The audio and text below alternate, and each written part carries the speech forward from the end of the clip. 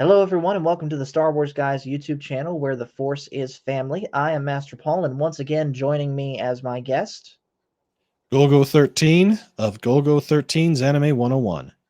Yes, and we are continuing our discussion of every episode of Star Wars Visions, and today's episode we're talking about is The Elder. And this is one, as I mentioned with the Ninth Jedi, this is one that's tied. It's in a deadlock with the Ninth Jedi as far as which one is my favorite. And admittedly, this episode is one that I had been looking forward to the most because when I knew that this was going to be a story about a master and his apprentice, that's something that I really wanted to see delved into more in Star Wars because we really don't see much of it outside of Qui-Gon and Obi-Wan, Obi-Wan and Anakin, and in the Clone Wars, Anakin and Ahsoka. I wanted to see it from someone else's eyes, and in that regard, I believe it delivered in spades. So it's about a master and Padawan that are going to check on this outer rim planet, but they happen to sense a dark presence there. So they decide to investigate with the help of the village, and they come across this old man that happens to also be a Sith, or probably at one point was a Sith. He's a dark side user. That's the point. And so he apparently had established sort of a reputation with this village as sort of a mysterious elder figure. But once the Jedi figure out what he is, they of course engage him in battle. First, it's the apprentice that fights him, and he loses and gets knocked out. But before he can get killed, the master intervenes, and there's a really great line that the bad guy says in this about the master. He compliments the master's skill and is like, I wish I could have fought you in my prime. And so the master and the bad guy fight, and the master wins in a very creative way. Basically, he's blocking the lightning with his saber, but then shuts it off only for the split second to then run it through his chest after, of course, disarming him of one of his weapons. So this episode ended in a way that I did not expect at all. I was expecting the master to die going into this episode and it be the apprentice that kills the elder, almost sort of a retelling of, you know, Qui-Gon's death and Obi-Wan succeeding where Qui-Gon didn't in that particular duel. But they chose to keep the master and Padawan together, and honestly, I'm happy with it. This is another one that's it's a tale of two sides of the coin. From the Star Wars side, this is the most Star Wars out of anything. This is Agreed. Agreed. this is the very essence of what it means to be a Jedi, what it means to be a Padawan, and what it means to be a Sith. It's interesting because this is set in the High Republic era, which, as we know, the High Republic deservedly Not gets a bad rap because of Yeah. a rock named Geode. That's the basically the navigator of the vessel, which is the name of the Mhm. starship. It's absolutely crass and stupid, but Yeah, if the rest of the High Republic was more like this, the High Republic would be a success. That's how it good this would. is, and you're absolutely correct. This is a story, it's got a very traditional story arc to it too. The anime style is a lot like how production IG did it, and it's very toned down in comparison to the duel. This was also done by Studio Trigger. So for the anime person, if you're a fan of Studio Trigger, fan of the show Kill la Kill, this is exactly Mhm. the opposite of what these guys normally do. So from that standpoint, it's very weird, and for some people, it's it's a disappointment that they weren't able to do what they are known for again in another episode. Now, having said that, the style that they chose, the methods and everything, it's a very grandeur in size and scope. You get an outer rim Yes. world that this that the Jedi Master Tajin Crosser has been to many times before, and on their way out while patrolling the Outer Rim, his Padawan asks him about that. You've been everywhere. Tell me about these places. And while they're out there, Tajin or Tajin, probably Tajin, he feels something in the Force that something's wrong. So they go to this planet they've been to before, that he's been to. It's a very peaceful, serene. The locals are friendly, Hmm. but they're a bit standoffish, and they make him aware that there is a person, an old man, an elder, that showed up. And since he showed up, things have been feeling off. Not necessarily bad, Right. just off. Now, here's some things from the elder that I'm extracting from Star Wars fandom. A quote: "The Sith became far too obsessed with trying to outwit each other. It resulted in them completely neglecting their destiny, and so they are now extinct." End quote from Yep. the elder. Now, the individual was speculated by Jedi Master Tajin Crosser to be a former member of the Sith who broke away prior to the Order's destruction. So this could be early within the High Republic timeline. Close to for 1,000 years, the Jedi were the peacekeepers and all that. So before Hmm. about 1,000 years before the Battle of Yavin, that's about when the Sith supposedly disappeared. So somewhere in that time frame. Right. Now, centuries following the fall of the Sith.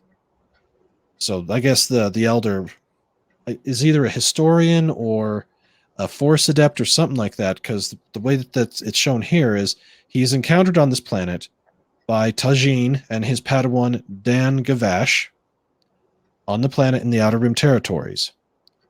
Now, as you said, he defeats the Padawan easily, but when he senses the Master, the Elder gets that glee and grim of finally someone Hmm. to challenge me.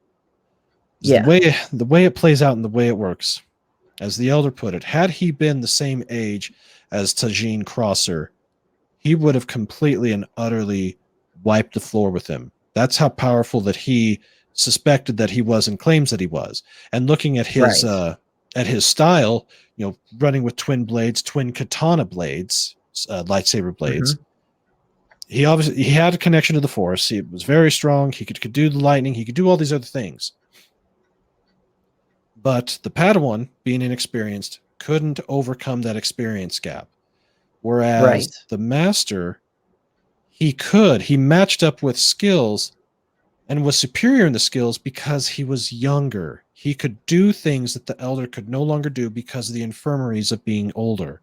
As Master Right. Yoda said, strong in the Force am I, but not that strong. Eventually, time catches up to everybody, Even the Master, because even the Masters. Yes. he says later in the episode, I even now feel myself starting to lose my edge, and I foresee you surpassing me. Yep, and that's exactly what happened between Qui-Gon and Obi-Wan. Qui-Gon said that he foresaw Obi-Wan becoming a great Jedi. It is the nature of things. If you live Hmm. long enough to become an elder, you will have the knowledge, you will have the respect, and you'll have those things still going for you, assuming that your mind is still there, but the body can't perform like it used to. Whereas Right. the Master, he realizes that yes, he is starting to slip, and he could have lost that match. And had the elder been just a little younger, he probably would have. And he Hmm. recognizes that, and he teaches his Padawan, no matter how strong you are, no matter how good things are at that exact moment, you can always be beaten. There's always someone that's younger, stronger, faster, more intelligent. The trick Right. is to know when you've met your match, and know when to hang it up or to pull things back into transition in life. It's like with aging. You know, Hmm. I myself, even though I'm a guy, technically I can have children up until I die. My childbearing years are behind me. I am now in the part of my life where the kids are in their teens. And soon In another 10 years, I'll be in the part of my life where I'm going to want to have grandchildren. I don't want to have a newborn baby or even a young kid younger than 10 of my own again when I should be having grandkids. Recognizing when certain times of your life for doing certain things have passed is an essence within the Jedi Order that Right. has to be taught and has to be learned. And the master, this particular master, he is as good of a teacher as Qui-Gon, at least from what we're seeing in this, and the way Yes. that he nurtures his Padawan, doesn't scold him when the Padawan tries to show the youthful exuberance and tries to overdo something before he's ready.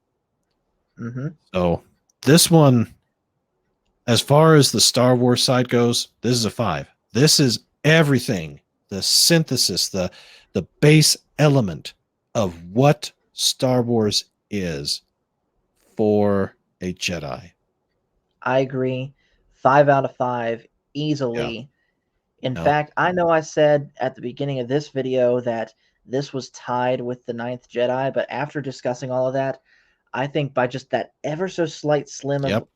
a margin, The Elder has been bumped up to my favorite of this. So yeah, five out of It five easily from the Star Wars yeah. side. As bad as the High Republic is, timeline wise, it's still there's still enough room there between, 1,000 years before to the Battle of Yavin.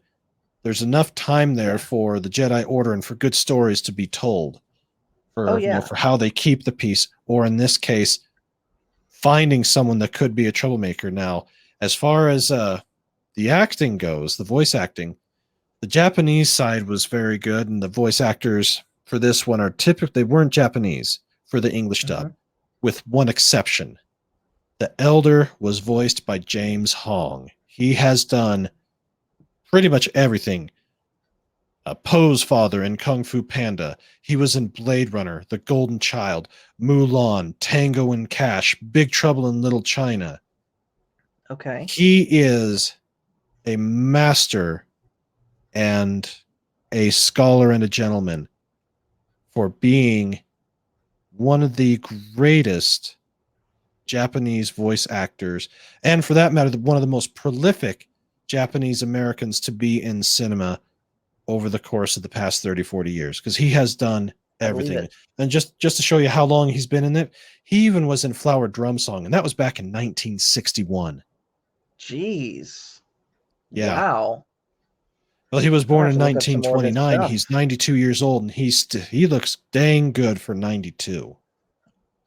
Sounds dang good too, from what I heard. Yes. Yeah, so he gets credit for bringing his A game for voicing an elder. I agree. So with that, we're going to go ahead and wrap up this video. So thank you guys for watching this. Make sure to hit like and subscribe. Make sure to also subscribe to Golgo 13's Anime 101 if you haven't already. And just remember, guys, the Force is family. See you guys later. The Force is family.